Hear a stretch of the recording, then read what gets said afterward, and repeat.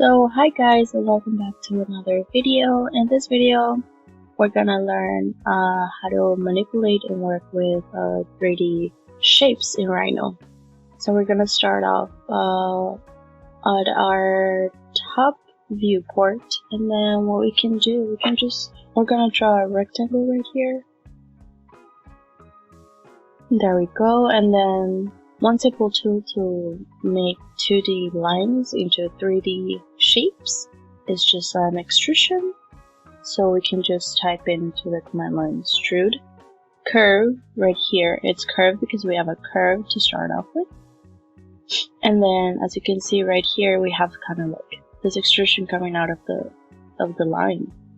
So we can type in the distance that we wanted. So there are some options here that we can use, like a solid. Do you want a solid or no? And I usually put yes. And then we just put the distance that we want. So we wanna say about this distance, that's okay. And right now I'm in my perspective viewport. And right here, if you want to change the way our viewports look like, we just go here, and then here are some options that we can choose, like wireframe, shaded, rendered, ghosted, and everything. While I work, I usually use shaded to kind of see that it's an actual solid. Another tool that it's very useful when working with 3D forms is Boolean Union. So what we can do is just, what if we want some sort of union between these two 3D shapes, and we'll make it one single polygon. So what we can do is select everything, and we can type Boolean Union. And there we go. As you can see, the lines that were kind of intersecting the shape are now gone, because now this is one single polygon, as you can see. So another tool that we can use is actually Boolean Difference. So that's useful when we want to extract part of the collision when they intersect. Okay, so we type into the command line Boolean Difference, select surfaces or polysurface to subtract from. Then let's just choose that one, and then enter, and then select surfaces or polysurfaces to subtract with. So let's choose this one. And as you can see now, if I take this out, now we have like this kind of the subtraction of the collision, as you can see here. There we go. Then if we want to actually erase this part, we could just delete input. We click yes, we click this one, we click OK, and then it just erases by default. What we also can do, right now I'm working on my top viewport, it's a tool called trim, to kind of, just trim excess of parts that we don't want. That can be done in lines, curves, surfaces, everything, and also including 3D shapes. So what we can do is just, if we want this part like this, but we want to get rid of everything that's here, that's pretty easy. We just type into the command line trim, and then select cutting objects, which is this one, and then select object to trim. You can use this one, and there we go. It just automatically trims it. This rectangular prism, as you can see, if I take it out, it doesn't have, two of its sides because we just trimmed them. We can also explode the solid from, separating each of its surfaces if that's, if you want to alter one of those surfaces, you can do that. We just select the rectangular prism, and then we type explode. And then there we go. You have multiple surfaces now by themselves, they're not grouped anymore.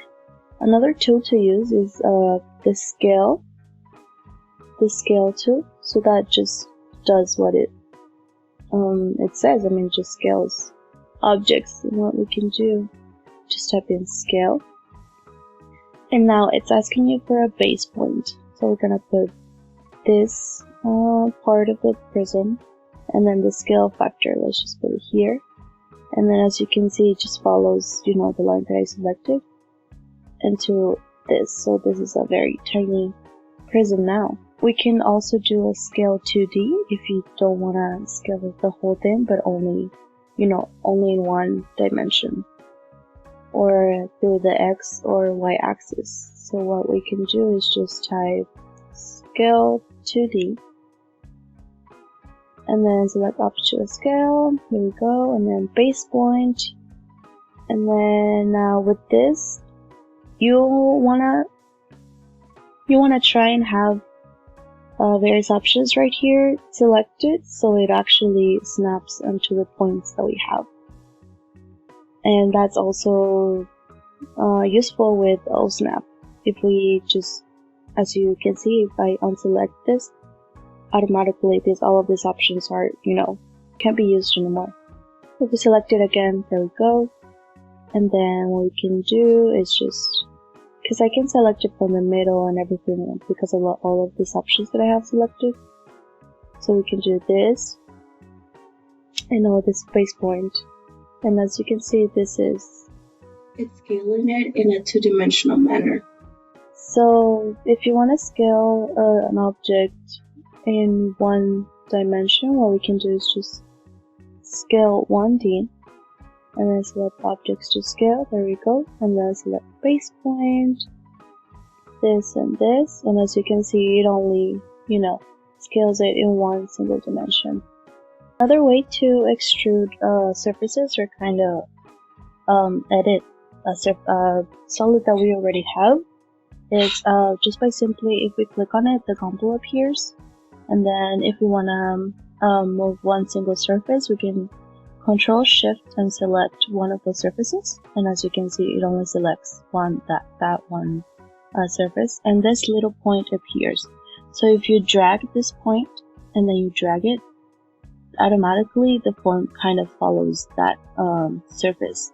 So that also could be an option that you can use. And also, there's a little bit more freeform, but if you wanna, make it smaller, or you can also edit the form using kind of these guides that the Gumball has already.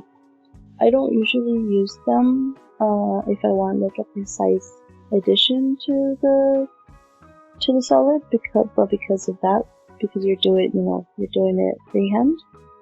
So I don't really use that unless I'm just like, playing around and trying new things. Another tool that you can use is just move to. If you select the face of your solid and you want to move it and manipulate by, kind of using that as your handle, you can use this one, move face, and then you can select the face, and then there we go, and then pull point to move from, there we go, and then as you can see, the solid there's some guidelines that kind of tells you where your solid would be. As you can see right here, we have a tool tab that says solid tools, so that, if you want to explore with the tools that it has, I find them very useful and sometimes a little bit more time saving in your 3D modeling, so that could be useful too. You can do a cone by just, clicking the tool or just typing in the name of the command. There we go, and the base of the cone. There we go, and then we want something like that. There we go, and just as very easily, there we have a cone in Rhino. We can also chamfer the edges, and what that means, it shortens. It makes the edges not so precise, and if you want more of like a rectangular edge, we can also edit it with a tool that the tab has. So what we can do is type in Chamfer Edge.